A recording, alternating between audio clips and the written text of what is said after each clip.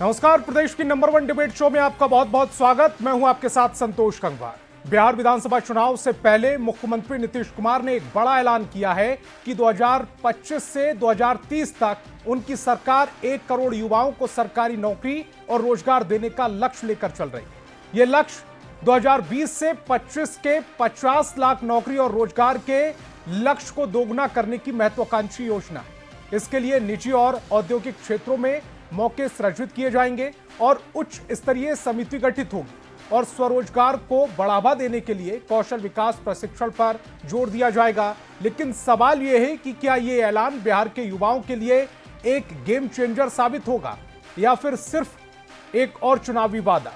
हालांकि सीएम नीतीश का यह भी दावा है कि उनकी सरकार ने 2005 से 2020 तक 8 लाख से अधिक युवाओं को सरकारी नौकरी दी और अब तक 10 लाख नौकरियां और 39 लाख रोजगार के मौके सृजित किए गए। यह उपलब्धि निश्चित रूप से प्रभावशाली है, लेकिन क्या यह बिहार की विशाल युवा आबादी की बेरोजगारी की समस्या को हल करने के लिए पर्याप्त है? बिहार में बेरोजगारी दर और पलायन की चुनौती लंबे समय से चिंता का विषय रही है।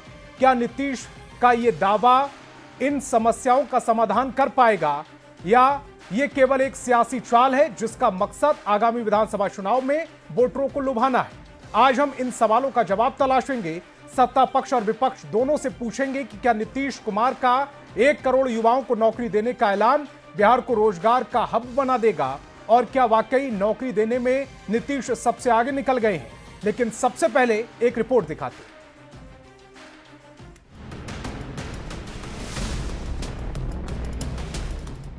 बिहार में बादल पानी बरसा रहे हैं और इस मूसलाधार बारिश में मुख्यमंत्री योजनाओं की बौछार कर रहे हैं। महिलाओं को 35% आरक्षण देकर माई बहन मान योजना का काट निकाला। फिर सामाजिक सुरक्षा पेंशन योजना को 400 से बढ़ाकर 1100 रुपए कर दिया और अब बिहार के 1 करोड़ युवाओं को नौकरी रोजगार देने का फैसला। नीतीश कैबिनेट ने साल 2030 तक 1 करोड़ नौकरी और रोजगार देने के लक्ष्य पर मुहर लगा दी है। इस लक्ष्य को पूरा करने के लिए विकास आयुक्त के नेतृत्व में 12 सदस्यीय उच्च स्तरीय कमेटी गठित कर दी गई। अब उन्होंने 1 करोड़ लोगों को रोजगार देने का वायदा किया है, जिसको आज कैबिनेट से प्रस्ताव पास करा करके उन्होंने इसकी स्वीकृति प्रदान कर दी। नीतीश कुमार जी का यह प्रण एक स्वागत योग्य कदम है।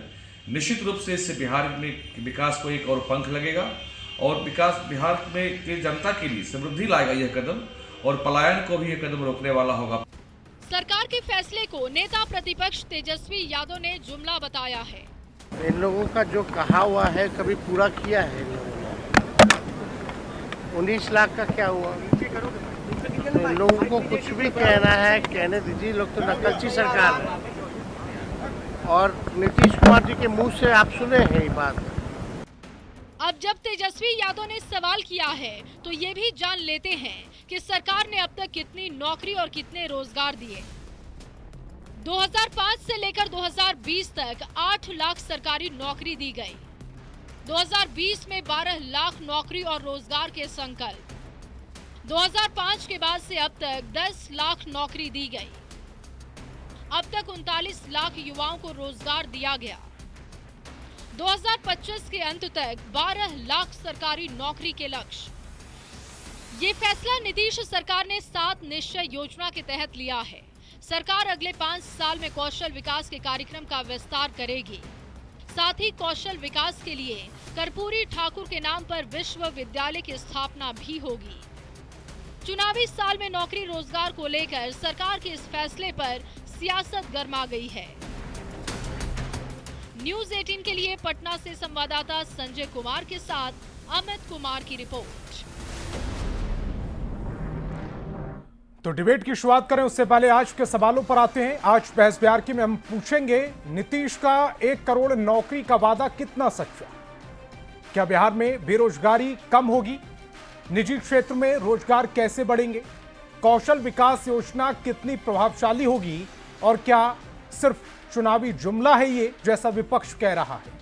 तो सवाल जवाब का सिलसिला शुरू करें उससे पहले मेहमानों से आपका परिचय करा देते हैं। सत्ता पक्ष से हमारे साथ जेडीयू प्रवक्ता नवल शर्मा और बीजेपी प्रवक्ता नीरज कुमार जी जुड़ रहे हैं। तो वहीं विपक्ष से आरजेडी प्रवक्ता अजय यादव और कांग्रेस प्रवक्ता शशि रंजन यादव थोड़ी देर में जुड़ेंगे। सभी मेहमानों का बहुत बहुत स्वागत। मेरा पहला सवाल अजय जी आपसे, नीतीश कुमार अगले 5 सालों में यानी कि 2025 से 2030 तक 1 करोड़ नौकरी और रोजगार देने का वादा कर रहे हैं। आपके नेता तेजस्वी यादव को यह जुमला क्यों लग रहा है? संतोष जी, देखिए, जब तेजस्वी प्रसाद यादव जी का जो मैनिफेस्टो पिछली बार था कि अगर वो मुख्यमंत्री बनेंगे तो पहले कैबिनेट से 10 लाख नौकरी देंगे, तो नीतीश कुमार जी का क्या बयान आया था? ये पैसा कहाँ से लाएगा? बाप के घर से के यहाँ से लाएगा। आज नीतीश कुमार जी बोल रहे हैं कि मैं 1 करोड़ नौकरी दूंगा। ये भी वो भले ही कैबिनेट से पास करवाए, लेकिन ये उनका मैनिफेस्टो है कि जब वो जीत जाएंगे, उनकी सरकार अगर बनती है तब।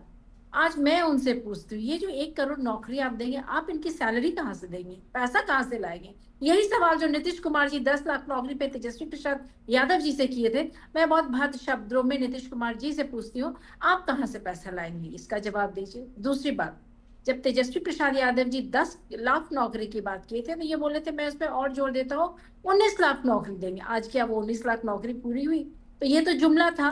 तो अभी भी ये जो 1 करोड़ की ये बात कर रहे हैं, ये भी एक चुनावी लेकिन सरकार का दावा ये कि उन्होंने 39 लाख लोगों को रोजगार दिया है, 10 लाख तो सरकारी नौकरियां दी हैं। संतोष जी, अगर इनको इतनी फिक्र है कि हम 1 करोड़ नौकरी दें, सो कल करे सो आज कर। आज क्यों नहीं शुरू कर देते हैं? डबल इंजन की सरकार के ये मुख्यमंत्री हैं बिहार में, 20 साल से हैं, इनके लिए तो करना बहुत आसान है। अगर तेजस्वी जी कहें तो पैसा बाप के घर से लाएगा क्या? और अगर ये करते घोषणा तो इनसे हम लोग पूछते हैं आप कहाँ से पैसा लाएंगे? कल करे सो आज कर, आप शुरू कर देना। अगर नहीं कर रहे हैं तो ये एक चुनाव में, क्योंकि आपको लग रहा है कि आपके हाथ से सत्ता फिसलने वाली है, तो ये एक चुनावी जुमला भी है, क्योंकि बीजेपी तो माहिर है सफाई से जुमलेबाजी करने में। ये भी नीतीश कुमार जी की ही जुमला है, वो भी चुनावी जुमला। नवल जी, ये चुनावी जुमला है या फिर वाकई आप 1 करोड़ रोजगार सृजित करेंगे बिहार में?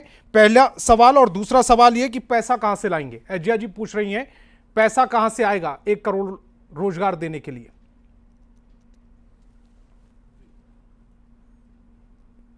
आरजेडी के प्रवक्ता की सारी बातों को गंभीरता से सुना और मैं सबका सिलसिलेवार जवाब दे रहा हूं। नीतीश कुमार जी 2005 में बिहार की सत्ता में आए और 2005 से ही बिहार की जनता देख रही है कि नीतीश कुमार जी काम करने में विश्वास करते हैं, डींग हाँकने में विश्वास नहीं करते हैं। जिन्होंने कुछ किया नहीं, कि जिनका पूरा राजनीतिक जीवन केवल वादों तक सीमित रहा, केवल डींगबाजी तक सीमित रहा, जमीन पर काम करने का कोई ट्रैक रिकॉर्ड नहीं है, ऐसे लोग अगर नीतीश कुमार जी के कमिटमेंट पर सवाल खड़ा करते हैं तो बिहार की जनता इसकी साक्षी है, वो चीजों को देखती है और समझती है। मैं 2005 से लेकर अभी तक नीतीश कुमार जी ने कितनी नौकरियां दी, कितने रोजगार दिए, मैं सबका डाटा आपके सामने आप कहेंगे तो पेश कर दूंगा जी। दूसरा मुद्दा कि आपने पूछा कि पैसा कहां से आएगा, तो देखिए, जिसको भी बजट की थोड़ी समझदारी रहती है वो जानता है कि पैसा बजट से ही आता है और हर एक बजट में नौकरियों के लिए अलग से पैसा आरक्षित रहता है। 2025-26 के बजट में भी 3 लाख सरकारी नौकरियों के लिए पैसा रखा गया है। यजिया जी ने पूछा कि तेजस्वी यादव जी ने जब 10 लाख नौकरी की घोषणा की तो नीतीश जी ने कहा था कि पैसा कहां से लाओगे, पैसा कहां से लाओगे। देखिए संतोष बाबू, समझने वाली बात यह है कि यदि आप बिना किसी ठोस योजना के केवल शेख चिल्ली की तरह दावे करते हैं जिनका कोई अर्थशास्त्रीय आधार नहीं होता है, तो आपसे तो सवाल पूछे जाएंगे। तेजस्वी यादव जी ने अपने मैनिफेस्टो में जो कहा कि हम 10 लाख नौकरी देंगे, बताइए उसमें किसी रोड मैप का जिक्र था कि आप 10 लाख सरकारी नौकरी कहां से देंगे? आपने कोई वित्तीय योजना बिहार की जनता के सामने पेश किया? आपने कोई आर्थिक खाका पेश किया कि इस रास्ते पर चलकर हम संसाधनों की उगाही करेंगे और हम 10 लाख नौकरी देंगे? कुछ नहीं, बस एक लाइन में लिख दिया कि हम 10 लाख नौकरी दे देंगे। तो उसमें एक लाइन और लिख देते कि हम चांद से तारे तोड़कर लाएंगे। अरे आपके पास न कोई प्लानिंग है, न योजना है, केवल घोषणा है। तो बस समझने वाली बात यह महत्वपूर्ण है कि नीतीश कुमार जी का वित्तीय प्रबंधन 2005 से ही पूरा देश देख रहा है। आज स्थिति ऐसी है बिहार की अर्थव्यवस्था की कि बिहार में राजकोषीय घाटा सीमित है। राजकोषीय घाटा जो है वह FRBM की सीमाओं के तहत उसी के अंतर्गत है। दूसरी बात यह है कि सरकार इतने विकास के कार्य कर रही है, सरकार लोन भी ले रही है, लेकिन फिर भी राजकोषीय घाटा को सरकार अंकुशित किए हुए है। इसको कहते हैं वित्तीय प्रबंधन। तो आपको बजट की, आपके नेता को बजट की जानकारी है नहीं, वित्तीय बारीकियों की समझदारी है नहीं, और भिड़ जाइएगा नीतीश कुमार जी से, तो इस तरह की बातें तो आपको सुनने को मिलेंगे ही। अगर आपके पास कोई भी समझदारी रहती, कोई वित्तीय जानकारी रहती, तो आप बिहार की जनता के सामने एक रोड मैप पेश कर देते। एक दूसरी बात यह है कि अब मैं बता रहा हूं कि नीतीश कुमार जी यह नौकरियां कैसे कैसे देंगे। यह नौकरियां निजी क्षेत्र में, और निजी क्षेत्र में, अर्ध सरकारी क्षेत्र में, सरकारी क्षेत्र में और स्वरोजगार के माध्यम से दिए जाएंगे। और इसमें औद्योगिक क्षेत्र, MSME, इंफ्रास्ट्रक्चर, इन सब की बड़ी ही महत्वपूर्ण भूमिका रहेगी। इसके लिए कैबिनेट से प्रस्ताव तो पारित हो ही गया, आप जानते ही हैं। लेकिन महत्वपूर्ण यह है कि डेवलपमेंट कमिश्नर की अध्यक्षता में एक उच्च स्तरीय कमेटी का गठन किया गया है, जो इन सारी संभावनाओं का पता लगाएगी। और आप जानते हैं कि बिहार में युवा आयोग के गठन की बात हो रही है, तो युवा आयोग को यह भी जिम्मेवारी दी जाएगी कि वह निजी क्षेत्र में स्थानीय नवयुवकों को प्राथमिकता मिले, इसके लिए कौन से उपाय तलाशे जाएं। तो माननीय नीतीश कुमार जी प्रत्येक मोर्चे पर, प्रत्येक दृष्टिकोण से बिहार के युवाओं को रोजगार और सरकारी नौकरी देने के लिए कमिटेड हैं। और एक दूसरी बात यह कि बिहार के युवाओं को दिग्भ्रमित करना एक बात है, और जमीन पर उतरकर उनके विकास के लिए, उनके नौकरी के लिए, रोजगार के लिए ठोस पहल करना दूसरी बात है, क्योंकि यह शुद्ध रूप से नीति और नीयत का सवाल है। अगर आपकी नीति और नीयत में पारदर्शिता रहती, तो अभी तक आपने ऐसी एक भी योजना पेश नहीं की जिसका कोई आर्थिक खाका हो। आपके नेता से पूछा जाता है तो नेताजी जवाब देते हैं कि पैसा कहां से लाएंगे। अरे वित्तीय प्रबंधन पढ़िए, बजट को पढ़िए, अर्थशास्त्र को पढ़िए, तब तो अर्थशास्त्रीय बारीकियां समझेंगे। तो प्रशासन चलाने का आपके पास कोई अनुभव है नहीं, प्रशासन चलाने का कोई ट्रैक रिकॉर्ड है नहीं। 15 वर्षों तक आप लोगों को शासन करने का, बस 2 मिनट और समय दीजिएगा संतोष बाबू। फिर ये सवाल कौन लोग पूछ रहे हैं? ये सवाल वो लोग पूछ रहे हैं जिनकी परंपरा कैसी रही है। 15 वर्षों तक इन लोगों ने बिहार का भट्ठा बिठा दिया था। बिहार का बजट का स्वरूप क्या था? बिहार में खर्च की परंपरा बिल्कुल खत्म हो चुकी थी, विकास कार्यों पर खर्च की परंपरा थी ही नहीं।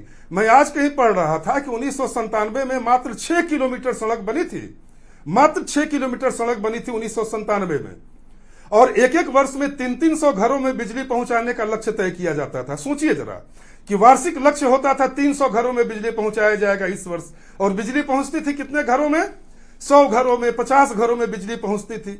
तो विकास की कोई परंपरा आप लोगों की है ही नहीं। बिहार का विकास कैसे करना है, कोई विजन है नहीं। उसके बाद नीरज जी आ रहा हूं आपके पास। हाँ बिल्कुल जी। मैं सुन रही थी अभी जदयू प्रवक्ता को, ये कह रहे थे कि जिनको शासन का अनुभव नहीं है वो सवाल कर रहे हैं कि पैसा कहाँ से लाएगा। मैं पूछती हूँ, पहले तो ये सवाल नीतीश कुमार जी ने किया था, जिनको इतने सालों से शासन का अनुभव है, बावजूद उसके जब तेजस्वी प्रसाद यादव जी बोले मैं 10 लाख नौकरी दूंगा, तो नीतीश कुमार जी बोले पैसा कहां से लाएगा, बाप के घर से उन्होंने कहा था कि बिना रोड मैप के घोषणा की गई थी उस समय। पैसा कहां से लाएगा, बाप के यहाँ से लाएगा। कौन सरकार बाप के यहाँ से पैसा ला करके सैलरी देती है? सवाल तो नीतीश कुमार जी ने किया, और अगर आज तेजस्वी प्रसाद यादव जी ने पलट कर ये सवाल याद कराया तो आपको मिर्ची लग रही है। दूसरी बात मैं कहती हूँ, अगर तेजस्वी प्रसाद यादव जी बोले मैं 10 लाख नौकरी दूंगा, तो 17 महीने वो डेप्यूटी चीफ मिनिस्टर रहे और वो 5 लाख नौकरी दे करके वो दिखा दिए। यानी कि ये जो डींगे वाली शब्द आप बोले थे ना, जो कि मैं चैनलों पे नहीं बोल सकती हूँ, ये सिर्फ मोदी जी और नीतीश कुमार जी डींगे मारते। तेजस्वी प्रसाद यादव जी जो कहते हैं वो करते हैं। ये सवाल आप नीतीश कुमार जी से न पूछे। मैं आपसे पूछ रहा हूं ना, आपने दावा ठोका बतौर बाप के घर से बतौर सरकार चलाने के लिए मुख्यमंत्री के हस्ताक्षर की जरूरत पड़ती है नौकरी में। ये मैं भी जानता हूं, बिहार का युवा भी जानता है। डिप्टी सीएम ने कितनी नौकरियों पर साइन किए थे? उनके विभाग में कितनी नौकरियां सरकारी आई थी? एक तरफ आप बोल रहे हैं कि मुख्यमंत्री जी को साइन करना होता है, दूसरी तरफ आप ये देखें किस तरह से नौकरी को जनरेट किया गया, किस तरह से नियुक्ति पत्र बांटी गई। आखिर जब नौकरी का श्रेय अगर नीतीश कुमार जी को ही लेना है, तो पहले भी तो वो मुख्यमंत्री थे ना। जब तेजस्वी Prasad Yadav ji deputy chief minister बने 17 महीनों के लिए, उसके पहले तो ये बीजेपी के साथ मुख्यमंत्री थे ही। उस समय तो ये नहीं न जनरेट किए न साइन किए। तेजस्वी Prasad Yadav ji deputy chief minister बनकर के आए तो इसके अलावा जनरेट किए, और इसके अलावा तेजस्वी प्रसाद यादव जी, आप पूछे गृह विभाग में कितनी सारी नौकरी, कितनी सारी वैकेंसी सरकार का दावा है 2005 से 2020 तक 8 लाख से ज्यादा युवाओं को सरकारी नौकरी दी। नौकरी थी और वो भी वो देते। 2020 के बाद 2025 तक 10 लाख सरकारी नौकरी का ये दावा कर रहे हैं। यानी 2005 से 2020 तक इन्होंने 8 लाख सरकारी नौकरी का दावा किया है और उसके बाद 10 लाख। जी एजिया जी, बस 1 मिनट समय दीजिएगा संतोष जी, बस 1 मिनट समय दीजिएगा। संतोष जी, एक बात बताइए, ये चुनाव के 2-3 महीना पहले इनको अचानक तेजस्वी जी के मॉडल की इनको याद आती है। ये सब तो तेजस्वी प्रसाद यादव जी का मैनिफेस्टो है, जिसमें वो काम करके वो दिखा चुके हैं 17 महीनों में। ये एक नकलची मुख्यमंत्री जी है। अपने मुख से तो जरा बोल देना कि ये क्या क्या करने वाले हैं। मुख से तो कुछ ये बोलते नहीं है, और जो तेजस्वी जी का मैनिफेस्टो रहता है उसी को ये अपनाते हैं और उसी को अदल के बदल के शब्दों का हेर फेर करके बिहार की जनता के सामने प्रस्तुत करते हैं। अरे बिहार की जनता जानती है कि आप नकलची है। तेजस्वी जी के हर मैनिफेस्टो को अगर 200 यूनिट की बात तेजस्वी प्रसाद यादव जी करते हैं कि मुख्यमंत्री बनूंगा तो फ्री में दूंगा, आप 100 यूनिट की बात करते हैं। तेजस्वी जी अगर कहते हैं कि सामाजिक सुरक्षा पेंशन को बढ़ा के 1500 करेंगे, विद्युत विभाग ने इस खबर को नकार दिया है। एजिया जी, महीने पहले आप 1100 कर उन्होंने अभी कोई ऐलान नहीं किया कि वो 100 यूनिट दे रहे हैं या नहीं दे रहे हैं। नीतीश कुमार जी, मैं जेडीयू प्रवक्ता को बोलती हूँ कि आपके जो मुख्यमंत्री हैं, डबल इंजन वाले मुख्यमंत्री जी, इनका अपना विजन नहीं है। ये इनका वही चीज ये बोलते हैं जो तेजस्वी जी की जो बातें हैं, उनको उनका जो मैनिफेस्टो है। मैं बीजेपी प्रवक्ता का रुख करूंगा, लेकिन उससे पहले मेरा एक छोटा सा सवाल। बुलवाते हैं एजिया जी, मेरा एक छोटा सा सवाल है ना, आप बोल पाते हैं। एजिया जी, मेरा एक छोटा सा सवाल तो ले लीजिए। आप नकल करके काम करवाते हैं तो आपकी क्या बात की जाए। एजिया जी, मेरा छोटा सा सवाल ये है कि घोषणा करने वाला ज्यादा बड़ा होता है या अमली जामा पहनाने वाला? आपने तो कहा कि हम ऐसा करेंगे, उन्होंने कर दिया, तो जनता किस पर भरोसा करे? जिससे लाभ मिला जनता को उसको, या जो भविष्य की बात कर रहा है कि हमारी सरकार आएगी तब हम करें? नीतीश कुमार जी ने भी तो यही कहा ना संतोष जी कि अगर हम सरकार में आएंगे तो 1 करोड़ नौकरी देंगे। इन्हें ये तो देना शुरू नहीं कर दिए। ये आपको दिखाई नहीं देता है। अगर तेजस्वी जी बोले तो आप पिन पॉइंट करेंगे, और नीतीश कुमार जी ने भी तो वही कहा कि हम मुख्यमंत्री करेंगे। तो ये इतनी चमचे क्यों आके? नीतीश कुमार जी बोले तो ठीक है, तेजस्वी जी बोले तो भविष्य की बात हो जाती है। आप जरा समझाएं इसको विस्तार। नीरज जी जवाब दीजिएगा जी जल्दी से। 2005 से 2020 तक इसी एनडीए सरकार ने बिहार में करीब 8 लाख नौकरियां दी थी, 8 लाख। और 2020 से 25 तक माननीय मुख्यमंत्री जी के 7 निश्चय पार्ट 2 के तहत, जिसमें कि 10 लाख नौकरियों को देने का वादा किया गया था, उसके तहत अभी तक 9,73,000 नौकरियां दी जा चुकी हैं, सरकारी नौकरियां। यानी कुल मिला के लगभग 18.25 लाख लोगों को एनडीए सरकार में सरकारी नौकरी दी गई। वही जो आज इस पर सवाल उठा रहे हैं आरजेडी के लोग, आरजेडी के शासनकाल में 15 वर्षों में बीपीएससी के माध्यम से मात्र 19,538 बहाली हुई थी और शिक्षकों की बहाली हुई थी 33,499। मतलब 15 वर्षों में कुल मिला के 70-80 हजार की बहाली साहब हुई थी, इससे ज्यादा वो नहीं कर पाए थे। और ये आज बात करने चले हैं, दरअसल हमारी सरकार की विश्वसनीयता है, यह दिखाता है कि आरजेडी के पिछले 15 साल के जंगल राज जी, आप तो बीजेपी के हैं, आप तो जुमलेबाज पार्टी के डायरेक्टर हैं। कौन सा 15 लाख, 2 करोड़, 1 लाख? आप बोल रहे थे, मैं शांत था, बिल्कुल कहाँ गया? 2 बार मौका मिला आपको बोलने का, मैंने डिस्टर्ब नहीं किया आपको। डिबेट की गरिमा को कृपया बनाए रखें, तो मैं भी आपको नहीं बोलने दूंगा, क्योंकि विपक्षी आरजेडी और कांग्रेस के 15 साल के जंगल राज में बिहार में युवा यहाँ से पलायन करने को मजबूर थे, क्योंकि युवाओं के लिए कोई योजना नहीं थी। आज मुख्यमंत्री जी के इस कदम से और निश्चित रूप से केंद्र सरकार इसमें लगातार बिहार को सहयोग कर रहा है, जिससे बिहार का इंफ्रास्ट्रक्चर मजबूत हुआ है और बिहार में औद्योगिकरण हो रहा है। निश्चित रूप से मुख्यमंत्री जी के इस कदम से बिहार के पलायन में 14% की गिरावट पहले ही आई है और गिरावट आएगी। यहाँ के युवा आत्मनिर्भर होंगे, अपने आप को गौरवान्वित सम्मानित महसूस करेंगे और बिहार में ही नौकरी और रोजगार के अवसर प्रदान होंगे। अब देखिए ना, अभी 2-2 लाख रुपया गरीब परिवारों को मुख्यमंत्री देने की घोषणा किया है कि वो लघु उद्योग कर सकते हैं। तो निश्चित रूप से मुख्यमंत्री जी के पास एक ठोस रोड मैप है। तेजस्वी यादव जी ने जब बात की थी, वो मुख्यमंत्री जी के 7 निश्चय पार्ट 2 का बात था, उन्होंने अपने मुंह से बोला और सो क्रेडिट चोरी करने की होड़ में वो लग गए।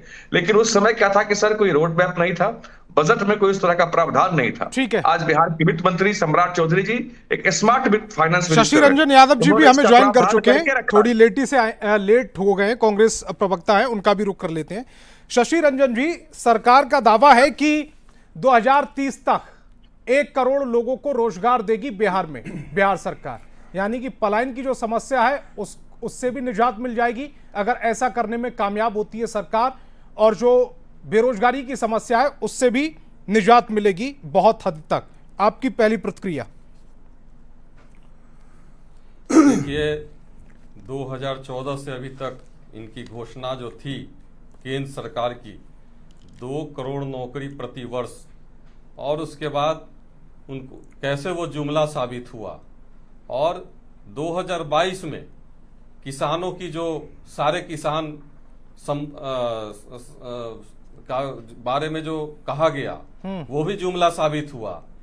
ये पिछले 20 वर्ष में कितने लोगों को नौकरी इन्होंने दिया इसकी जानकारी तो दिए, लेकिन बिहार में इतने जो अपराध हो रहे हैं इसका कारण भी इनको बताने चाहिए।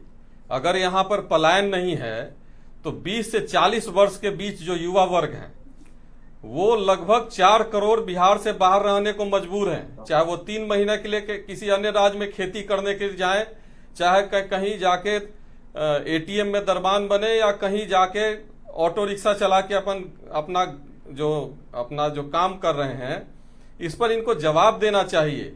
नौकरी की बात है, मत करिए साहब, बिहार के लोग बाहर जाके कलेक्टर एसपी भी बने हुए हैं, आईएएस आईपीएस भी बने हुए हैं बाहर जाकर के। छवि इस तरह से बिहार की खराब न करेंगे। बिहार में जो अपराध बढ़ा है, बिहार में अपराध बढ़ा है, उसके पुलिस अधिकारी अभी कुछ दिन पहले क्या बयान दिए, यहाँ रोज हत्या हो रही है। यहाँ 1 महीने में कितने हत्याएं हो गए, पिछले 3 दिन में 11 हत्या सिर्फ पटना जिले में है, 1 महीना में लगभग 150 से ज्यादा हत्या सिर्फ पटना जिले में है, और आप कह रहे हैं हत्या नहीं हो रही है। पुलिस अधिकारी आपके कह रहे हैं कि बेरोजगार युवा मजबूर हो गए हैं क्राइम को अपनाने के लिए। तो आपके पास जो पिछले 14 वर्ष 2014 से अभी तक आपने जो व्हाट्सएप यूनिवर्सिटी से जो युवाओं को भड़काया, जो धर्म और जाति के प्रति उकसाया, उसी का परिणाम ये अपराध है जो आपके खुद डिप्टी सीएम नहीं कंट्रोल कर पा रहे हैं। और आप नौकरी की बात कर रहे हैं, नौकरी की बात करना आपके लिए बेईमानी है। आज के युवा भटक रहे हैं, आज युवा जो है, आज के युवा शशि रंजन जी वो तो पूरे रोड मैप के साथ बता रहे हैं कि किस तरह से वो किस सेक्टर में रोजगार सृजित करेंगे। वो ये थोड़ी कह रहे हैं कि 1 करोड़ लोगों को सरकारी नौकरी दे देंगे। तो ये नहीं 2030 की आप बात बोल रहे हैं, तो वर्तमान में 5 लाख सरकारी नौकरियां अभी भी बची हुई है। तो इसके बारे में पहले से क्यों नहीं नौकरी दिया गया? चुनाव के समय नीतीश जी जो है आज नरेंद्र मोदी की तरह घोषणाओं पर उतर गए हैं। पिछले दिनों से मैं देख रहा हूं हमारे आदरणीय मुख्यमंत्री जी को नरेंद्र मोदी जी के रास्ते पर न जाते हुए कम से कम मीडिया के सामने रोजगार वो देंगे तो एक स्टेटमेंट दे। उनको पब्लिक देखे हुए महीनों हो गए, उनसे भी हम सुनना चाहते हैं आखिर उनको क्यों नहीं वो मीडिया के सामने आते हैं। नवल जी जवाब दीजिएगा। क्या जवाब दिया जाए इन बातों का जिनका कोई न सिर है न पैर है। देखिए नीतीश कुमार जी ने अगर नौकरियों की घोषणा की है तो बस मैं एक लाइन में थोड़ा उनका ट्रैक रिकॉर्ड बता दे रहा हूं कि नीतीश कुमार जी का ट्रैक रिकॉर्ड कैसा रहा है नौकरियों के मोर्चे पर। तब पता चलेगा कि बिहार के युवाओं को कौन भरमा रहा है, बिहार में किसके चलते पलायन की परिस्थितियां पैदा हुई और किसके चलते बाहरी राज्यों में बिहार के लोग जा रहे हैं, स्पष्ट हो जाएगा। देखिए संतोष जी 2005 से बीच के शुरुआती कार्यकाल में 8 लाख नौकरी दी गई, जो 7 निश्चय 2020 से 25 के बीच में 10 लाख सरकारी नौकरी और 10 लाख रोजगार। बाद में इस लक्ष्य को बढ़ाकर 12 लाख नौकरी प्लस 38 लाख रोजगार यानी कुल 50 लाख अवसर प्रदान किए गए। आगे बढ़िए। वित्त वर्ष अगले 3 महीने में 1,99,000 नियुक्ति पत्र वितरण का लक्ष्य है। अब मैं विभागवार कुछ आंकड़े आपको दे रहा हूं जी। 2023 से 25 के बीच में बीपीएससी के द्वारा शिक्षक नियुक्ति 2 नवंबर 2023 को 1,20,336, 13 जनवरी 2024 को 96,823, 9 मार्च 2025 को 51,389, यानी कि कुल 2,66,558 शिक्षक प्लस 42,918 प्रधानाचार्य। पुलिस बहाली में 21,391 सिपाही नियुक्त हुए जून 2025 में। अतिरिक्त 64,000 पुलिस कांस्टेबल भर्ती का ऐलान। वर्ष के अंत तक 2,29,000 पुलिसकर्मी नियुक्त करने का लक्ष्य है। उसके बाद 4 फरवरी 2025 को कुल 6837 इंजीनियर और अनुदेशक की नियुक्ति, 29 मार्च 2025 को सहायक उर्दू अनुवादक की नियुक्ति 715 है। स्वास्थ्य विभाग में लगभग 35,383 पदों पर नियुक्ति की प्रक्रिया पूरी की गई। तो ऐसे कई सारे मेरे पास आंकड़े हैं जो यह बताते हैं कि नीतीश कुमार जी बिहार के युवाओं को आगे बढ़ाने के लिए कमिटेड हैं और बिहार के युवा भी बौद्धिक रूप से इतने सक्षम हैं कि विपक्ष के द्वारा फैलाए जा रहे झूठे नैरेटिव के जाल में वो नहीं फंसने वाले हैं। पहला बिंदु। दूसरा बिंदु यह कि एजिया जी बार बार सवाल खड़ा कर रहे थे, तो आपने एक बड़ा ही वाजिब सवाल पूछा कि तेजस्वी यादव जी के कलम से कितनी नौकरी दी गई। ये बोलेंगे कि तेजस्वी जी थे तब दिया गया। अरे तेजस्वी जी जैसे बिहार सरकार के और मंत्री थे वैसे ही तेजस्वी जी एक मंत्री थे। तो अगर संतोष जी जरा एक वाजिब सवाल है कि अगर विभाग का हर एक मंत्री अपने अपने विभाग का श्रेय लेना शुरू कर देगा तो मुख्यमंत्री जी बैठ के भजन गाएंगे और प्रधानमंत्री जी का कैबिनेट में अगर ये हाल होगा कि सारे मंत्री श्रेय ले लेंगे, जैसे भारत में सड़क निर्माण के लिए अगर सड़क निर्माण मंत्रालय श्रेय ले लेगा तो प्रधानमंत्री जी बैठ के भजन गाएंगे। अरे सारी उपलब्धियां प्रधानमंत्री के खाते में जाती हैं, मुख्यमंत्री के खाते में जाती हैं, क्योंकि विजन वहीं से निकलता है। विजन प्रधानमंत्री और मुख्यमंत्री के दिमाग से निकलता है। और आप तो डिप्टी सीएम थे। डिप्टी सीएम कोई संवैधानिक पद है क्या? ये बिहार के युवाओं को आप बार बार भ्रमित क्या करते हैं कि तेजस्वी जी ने दिया, तेजस्वी जी ने दिया। क्या थे तेजस्वी जी? तेजस्वी जी क्या थे? एक मंत्री मात्र थे और कुछ नहीं थे। और उनका विभाग था स्वास्थ्य विभाग का हालचाल मैं बता दे रहा हूँ। स्वास्थ्य विभाग में सुनिए ना, आपकी बात को बीच में नहीं न काटे, आपकी बात को हम बीच में नहीं न काटे, ये गलत परंपरा है। आपको जो बोलना होगा अपने बीच में बोलिएगा। आप इनको म्यूट कीजिए संतोष जी, हम ऐसे डिबेट करना पसंद नहीं करते हैं। नहीं ऐसे डिबेट करना हम पसंद, आप लॉजिकली बात कीजिए ना। आप इनको म्यूट कीजिए, टाइमर लगाना, आप इनको म्यूट कीजिए तब हम बोल पाएंगे, नहीं तो ऐसे इन्हीं से बुलवा लीजिए। आप इन्हीं से बुलवा लीजिए। ये चिल्पो करना चाहती हैं, सवाल भी पूछेंगी और जवाब भी नहीं सुनेंगी। आप सवाल भी पूछिएगा और जवाब भी नहीं सुनेगा, उसमें एक ही व्यक्ति बोल पाएगा। तो इससे बेहतर तो आप सवाल पूछिए तो जवाब भी तो सुनिए। स्क्रीन पर टाइमर ले आए और सारे मंत्रालय का डिसीजन मुख्यमंत्री जी ले। संतोष जी मैं कुछ बोलना चाहती हूँ। इसके बाद में अरे मुख्यमंत्री ही लेते हैं, आपको जानकारी नहीं है। मैं सुन ले जरा, मैं इनकी बकवास बातों को सुन। अरे इनकी आवाज को म्यूट कीजिए संतोष बाबू। एजिया जी इसके बाद में आऊंगा आपके पास, टाइमर चल रहा है, 2 मिनट है नवल जी के पास, उसके बाद में आ रहा हूं। टाइमर चल गया मेरा जी। नवल जी जी जी जी देखिए, तो बिहार के युवाओं को यह समझने की आवश्यकता है कि तेजस्वी यादव जी केवल चुनावी जुमले और वादे तक सीमित है। आखिर इनकी शैक्षणिक स्थिति से पूरा देश अवगत है। क्या विजन है आपके पास भाई? और आप बोलते हैं कि नीतीश जी नकलची हैं। आपके नेता कैम्ब्रिज से और ऑक्सफोर्ड से शिक्षा ग्रहण करके आए हैं क्या कि बड़े विजनरी पुरुष हैं कि लोग उनकी नकल करेगा? भगवान न करे आपकी नकल करनी पड़े, नहीं तो फिर आपके पास नकल करने के लिए क्या है? जंगल राज वाली उपलब्धि को छोड़कर, हत्या, लूट, बलात्कार और अपहरण को छोड़कर आपकी कौन नकल करेगा? और नीतीश कुमार जी यदि आपकी नकल करते हैं तो पता नहीं भाई आप लोगों की सहन शक्ति कैसी है। बिहार की जनता और बिहार के लोग सुनते होंगे तो कितना हंसते होंगे। आप लोगों को इस पर विचार करना चाहिए कि नीतीश कुमार जी तेजस्वी यादव की नकल करेंगे। सोचिए जरा, ये कैसी अनहोनी बात आप बोलती हैं भाई, और आपके प्रवक्ता लोग बोलते हैं। महत्वपूर्ण बिंदु यह है कि 2005 में नीतीश कुमार जी अपनी सत्ता नशीनी के बाद से ही बिहार के विकास के लिए जो विजनरी योजनाएं लाए उनमें से अधिकांश योजनाओं को विश्व स्तर पर प्रशंसा मिली। देखिए, मुख्यमंत्री जी की साइकिल योजना को अफ्रीकी देशों में फॉलो किया जा रहा है। जल जीवन हरियाली मिशन चलाए मुख्यमंत्री जी तो उनको क्लाइमेट लीडर की उपाधि मिली, पूरे विश्व में प्रशंसा मिली। है कोई देश में मुख्यमंत्री ऐसा जिसको वातावरण में कार्बन न्यूट्रलिटी कैसे हासिल किया जाए इसकी चिंता हो? है देश में कोई मुख्यमंत्री ऐसा जिसको कार्बन उत्सर्जन को पर्यावरण में जाने से कैसे रोका जाए इसकी चिंता हो? इसी का नाम नीतीश कुमार है। और नीतीश कुमार होना आसान बात नहीं है। नीतीश कुमार होने के लिए उच्च शिक्षा, नीति, नियत और ईमानदारी और प्रतिबद्धता का भाव चाहिए, कमिटमेंट का भाव चाहिए। अंतिम महत्वपूर्ण बिंदु यह है संतोष बाबू, समय सर ऊपर हो रहा है, टाइमर चल चुका है। एक लाइन और मुझे लगता है कि बात को रखिएगा अपने समय पर। एजिया जी जल्दी से अपनी बात को धन्यवाद। हाँ, प्रतिक्रिया देना चाह रही थी। मैं सुन रही थी कि नीतीश कुमार जी की बहुत तारीफ कर रहे थे, ओवर एग्जैजरेशन, और तेजस्वी जी की बहुत ज्यादा ये बुराई कर रहे थे। आप कह रहे थे तेजस्वी जी की नकल कौन करेगा? अरे आपके मुख्यमंत्री नहीं, जी तो तेजस्वी करते जी भी हैं। हमारे लिए मान्यवर है, मैं उनका बड़ा सम्मान करता हूँ।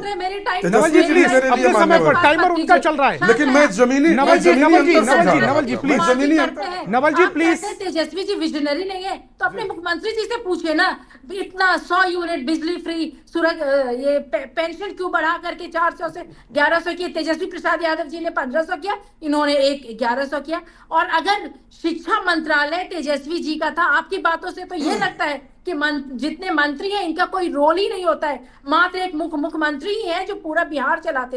अगर ऐसी बात है तो सारे मंत्रियों से इस्तीफा दिलवा देना, अगर सारा डिसीजन मुख्यमंत्री जी का ही रहता है। एकदम हिटलर शाही की बू आती है आपके बातों से। मैंने विजनरी शब्द का इस्तेमाल तेजस्वी प्रसाद यादव जी ने क्या कर लिया? क्या विजनरी शब्द का इस्तेमाल नीतीश कुमार जी के लिए करने लगे? अरे अगर आप तेजस्वी जी से सीख रहे हैं तो आपकी बड़प्पन होगी कि एक्सेप्ट करें। अगर इतनी ही नौकरी की चिंता आपको है और माथा पे सर रख के जो आप हंस रहे हैं, माथा पे सर रखिए। अभी इस चुनाव के बाद नीतीश कुमार जी हंसने वाले हैं, हटने वाले हैं, और तेजस्वी जी तो अभी 17 महीनों में मात्र 5 लाख नौकरी दी है, 4.5 लाख लोगों को। मेरा एक छोटा सा सवाल है, पे जो लोग हैं उनको तो जरा आप राजकर्मी का दर्जा दे देना। आ रहा हूँ नीरज जी, इसके बाद नीरज जी इसके बाद आ रहा हूँ। एजिया जी, मेरा छोटा सा सवाल आपसे ये है, जब तेजस्वी यादव ने 10 लाख रोजगार की घोषणा उस समय की थी तो उस समय आपके साथ कांग्रेस भी थी। कांग्रेस ने आज तक नहीं कहा कि हमने 10 लाख रोजगार दिए थे।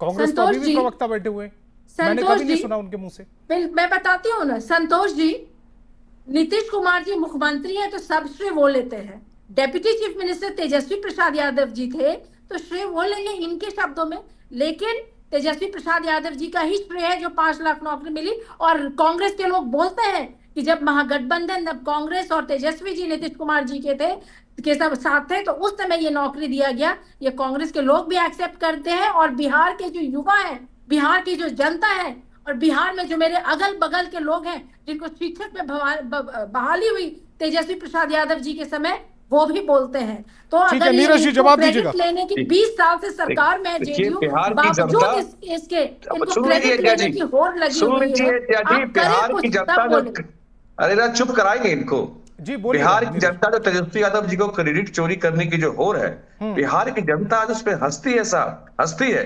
और आप जब सवाल पूछते हैं कांग्रेस से और राजद के प्रवक्ताओं से नौकरी रोजगार की, सच कहिए मुझे ऐसा महसूस हो रहा हो कि आप बंदर से पूछ रहे हो कि अदरक का स्वाद कैसा है। भाई ये क्या उस पर बात कर सकते हैं? कोई बात उस पर नहीं कर सकते।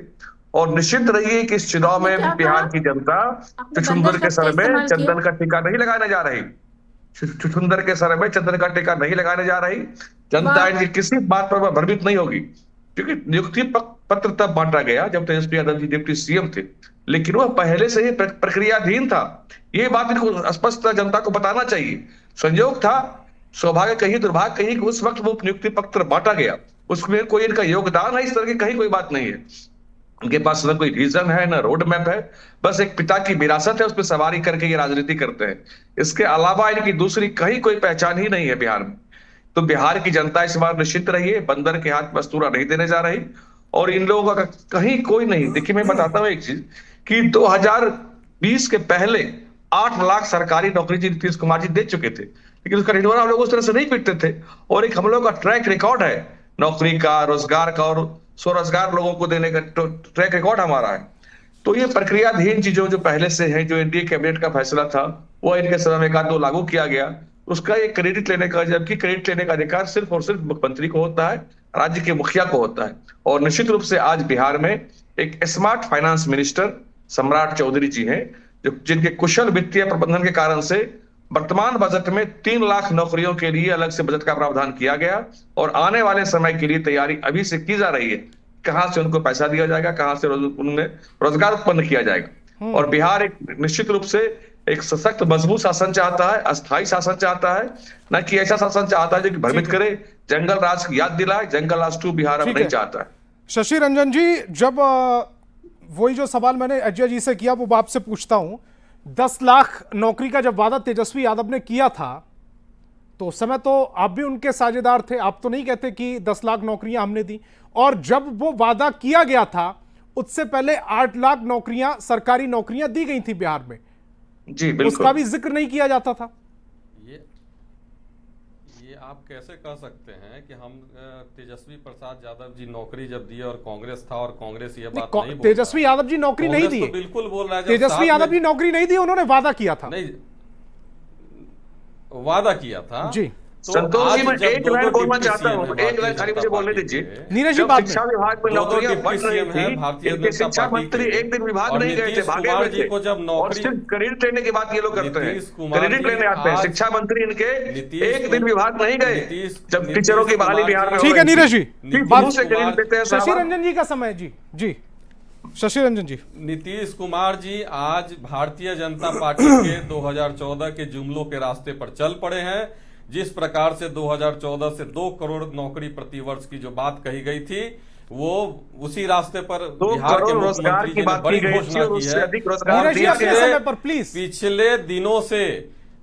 पिछले दिनों से सिर्फ और सिर्फ भारतीय जनता पार्टी के अनुकरण किया जा रहा है। अपना जदयू का कोई मिशन और विजन बिहार में नहीं दिख रहा है। और जिस प्रकार से घोषणाएं हो रही हैं पिछले दिनों नीतीश कैबिनेट की अलग नीतीश कैबिनेट किसने ये फैसला लिया है ना, जो आज जिस पर हम चर्चा कर रहे हैं, 1 करोड़ नौकरी देने का, इसमें नीतीश कैबिनेट का जिक्र कर रहा हूं मैं, बीजेपी का कैबिनेट थोड़ी है। बीजेपी तो सहयोगी पार्टी। भारतीय जनता पार्टी भी फैसला ले रही थी 14 से आज तक, और उन घोषणाओं का क्या हुआ? बाद में हमारे देश के गृह मंत्री ने किस तरह उसे जुमला साबित किया। हमारे बिहार में वर्तमान में जो सरकारी नौकरी बचा है उसी अनुसार घोषणा होना चाहिए। और जिस प्रकार से घोषणाओं का दौर चल रहा है, ये सिर्फ और सिर्फ बिहार को भारतीय जनता पार्टी के रास्ते पर ले जाने चाह रहे हैं। टाइमर लगाना पड़ेगा, फिर अच्छा नहीं लगेगा। बिल्कुल, जिस प्रकार से भारतीय जनता पार्टी के रास्ते पर बिहार को नीतीश कुमार जी ले जाना चाहते हैं, घोषणाओं का दौर है। हम तो फिर दोबारा बोल रहे हैं आपके मीडिया के माध्यम से कि नीतीश कुमार जी को खुद प्रेस वार्ता करके इन घोषणाओं पर बात रखनी चाहिए। देश के प्रधानमंत्री जी जिस प्रकार से, आज कोई से पूछिए, प्रधानमंत्री के अलावा कौन किस विभाग का मंत्री है कोई नहीं जानता है। एक रेलवे के झंडा दिखाने से लेकर सारी योजनाओं का उद्घाटन खुद करते हैं। तो वो रास्ते पर बिहार भी चल पड़ा है, और यहाँ पे जदयू का कोई अब वजूद नहीं दिख रहा है। भारतीय जनता पार्टी के बार बार आप एक जिक्र कर रहे हैं कि केंद्र सरकार का जिक्र कर रहे हैं कि उसने कितना रोजगार दिया 2014 के बाद। 2014 से 23 तक का मेरे पास आंकड़ा है, 2014 से 23 तक का, यानी कि 9 साल का आंकड़ा है। उसमें 9 लाख सरकारी नौकरियां दी गई हैं। 2 करोड़ हर साल जो नौकरी देने, 9 लाख सरकारी नौकरियां दी गई हैं देने की बात, जो वो डेटा मेरे पास है। अब नवल जी, आप डेट नहीं, आप आंकड़ों की बात कर रहे हैं ना, हम नौकरी की बात कर रहे हैं। जो घोषणा हुआ था उस पर जवाब देने चाहिए, और मीडिया को हमेशा एक न्यूट्रल भूमिका में रहना चाहिए। मैं तो डेटा रख रहा हूं सर। अगर डेटा कोई चैलेंज करके मुझे गलत साबित कर दे तो मैं माफी मांग लूंगा।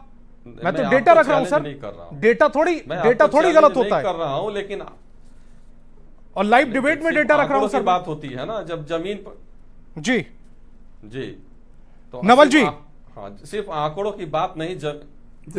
शक शुभा ये है कि शक शुभा ये है कि आपने पिछले 5 सालों में 50 लाख नौकरी देने का वादा किया था, रोजगार देने का। नौकरी रोजगार दोनों शब्द उसमें टर्म इस्तेमाल होंगे। अब आप 1 करोड़ देने का वादा कर रहे हैं। उसको लेकर जो वित्तीय प्रबंधन, यानी कि उससे पहले जो सवाल उठ रहा था कि आपने ये पूछा था तेजस्वी यादव से कि पैसा कहां से लेकर आएंगे, अब पैसे की व्यवस्था कैसे होगी? क्या बिहार की स्थिति अचानक से बदल गई? देखिए संतोष जी, मैं आपको इस सवाल का जवाब पहले ही दे चुका हूं। इनके बाप के यहाँ से कांग्रेस और आरजेडी के प्रवक्ता आपके आंकड़ों को डिनाई कर रहे थे। अरे सुनिए, इनके पहले म्यूट कीजिए, इनको म्यूट कीजिए, थोड़ा सा गंभीर चर्चा कीजिए। ये आंकड़ों पर आप सवाल उठा रहे थे। बस एक लाइन, एक मुहावरा है कि नंबर्स डोंट लाई, आंकड़े कभी झूठ नहीं बोलते हैं। लेकिन खैर, इस तरह की तथ्यहीन और कुतर्क वाली डिबेट में मैं बीजेपी के आंकड़े मैनिपुलेटेड होते हैं। देखिए, है क्या संतोष जी, है क्या कि मैं पहले ही बता चुका हूं कि बिहार के बजट का आकार पहले कितना था। जब हमको 2005 में सत्ता मिली, लगभग 23,000 करोड़ रुपया। आज बजट का आकार कितना है? 3,17,000 करोड़ रुपया। तो ये जो बजट में वृद्धि हुई है, यह नीतीश कुमार जी के कुशल वित्तीय प्रबंधन का ही तो नतीजा है।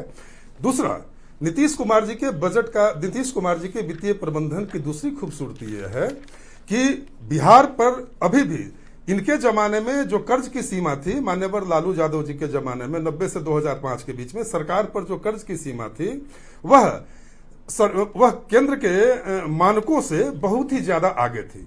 और हमारी जो सीमा है वो जो मानक तय किए गए हैं कि कोई राज्य अपने जीएसडीपी का कुल कितना % लोन ले सकता है, उससे काफी नीचे है। यह नीतीश कुमार जी के वित्तीय प्रबंधन का दूसरा प्रमाण। तीसरा कि अभी भी बिहार का राजकोषीय घाटा नियंत्रित है।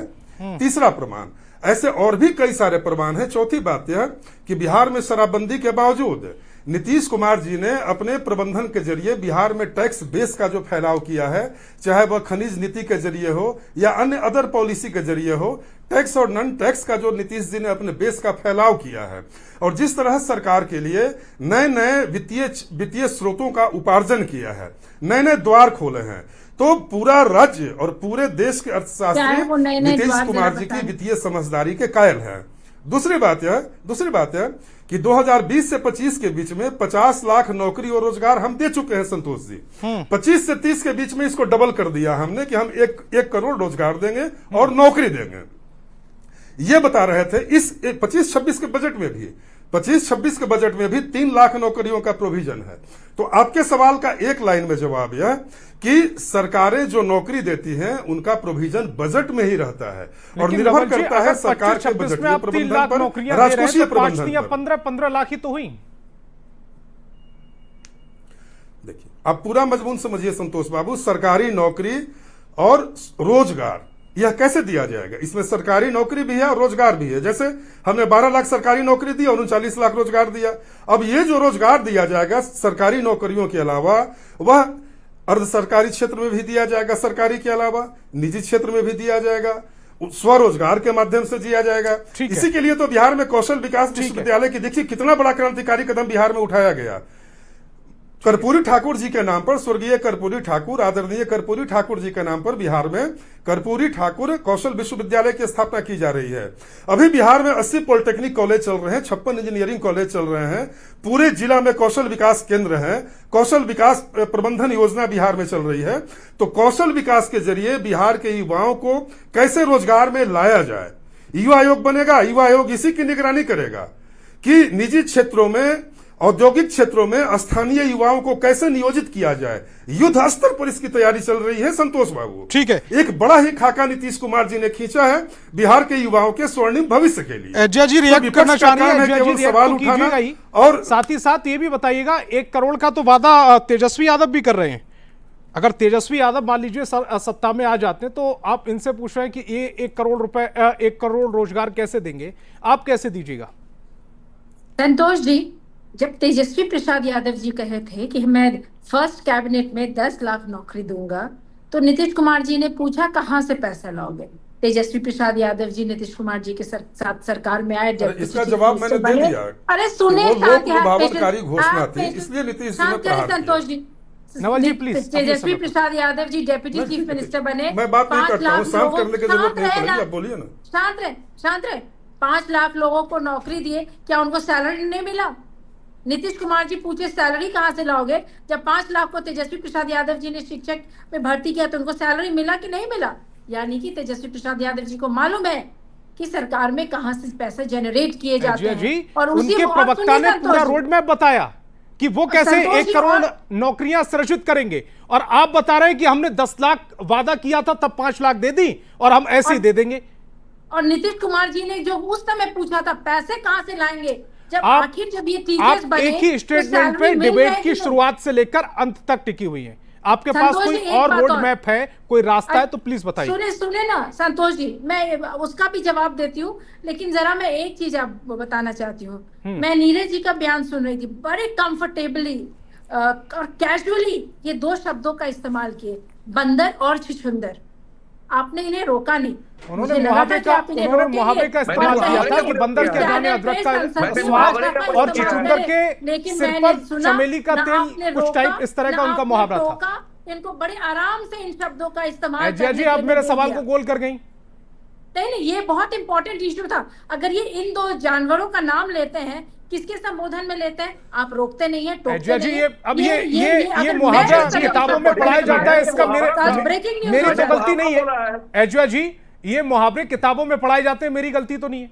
मैंने मुहावरा बोला है। अगर ये मुहावरे हम लोग इस्तेमाल करें तो ये न्यूज बन जाता है, और ये इस्तेमाल करें तो ये ठीक बात है। तो ठीक है, हम लोग भी यूज करने उधर नहीं जाना चाहता जिधर आप ले जानी जा रही हैं, सूत्र और मूत्र वाली बात पर मैं जाना नहीं चाहता।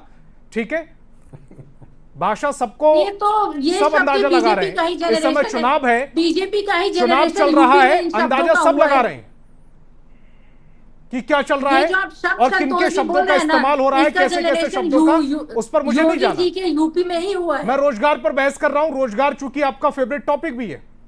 बिल्कुल बिल्कुल जी नीरज जी, जवाब दीजिएगा।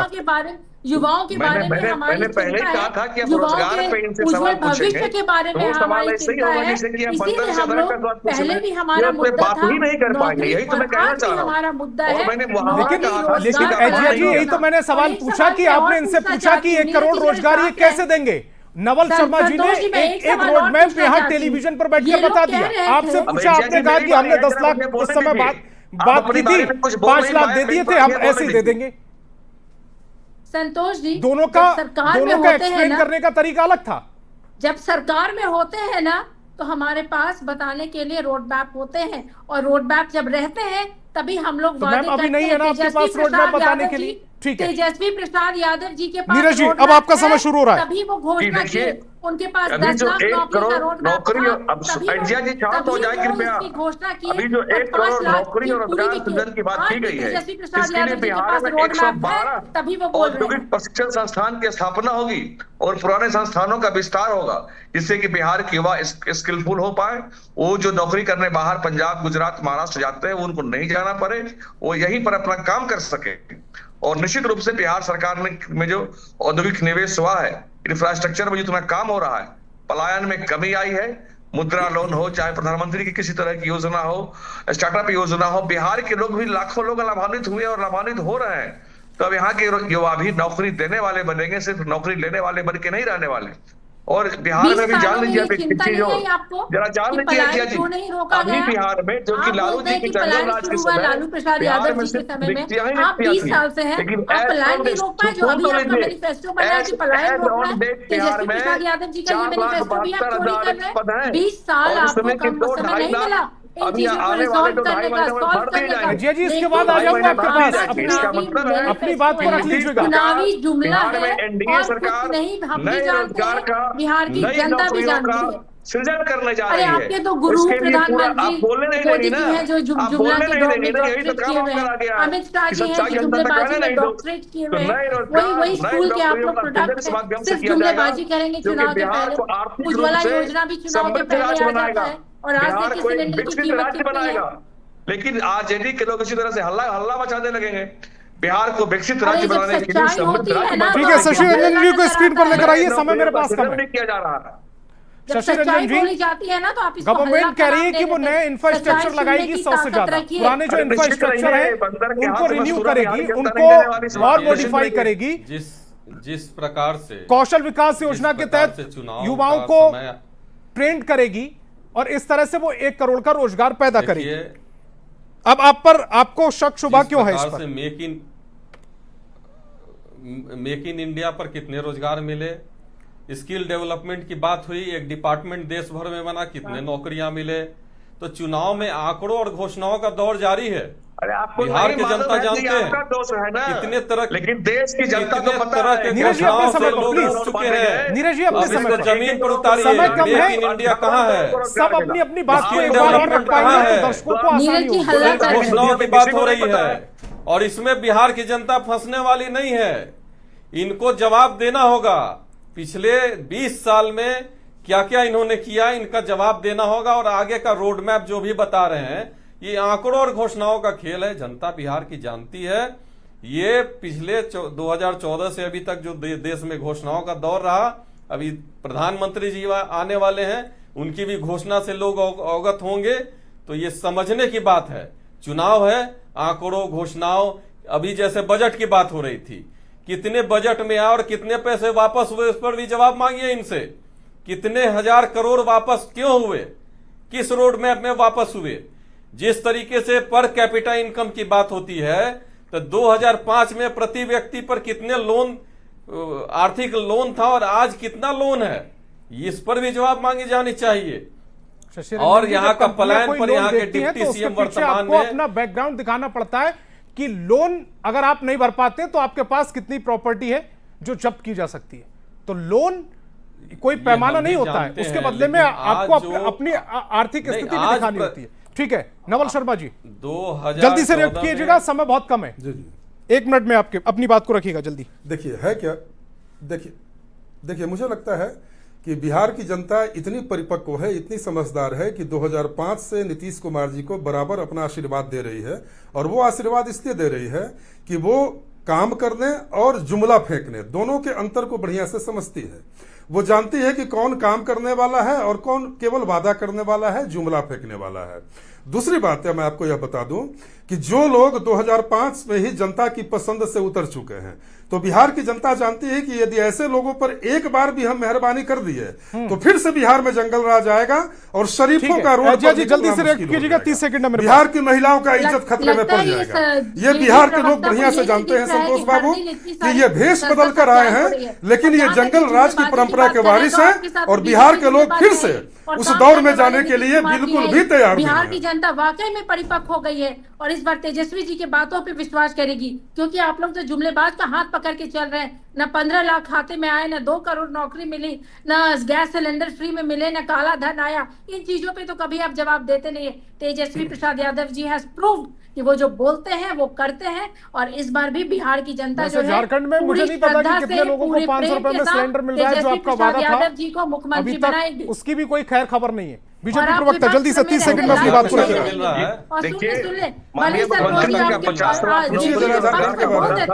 उसको लगभग उन्होंने पूरा किया और अब 1 करोड़ नौकरी रोजगार का जो वादा है यह भी हकीकत बनेगा। और बिहार की जनता जानती है कि गारंटी एनडीए सरकार ही दे सकती है।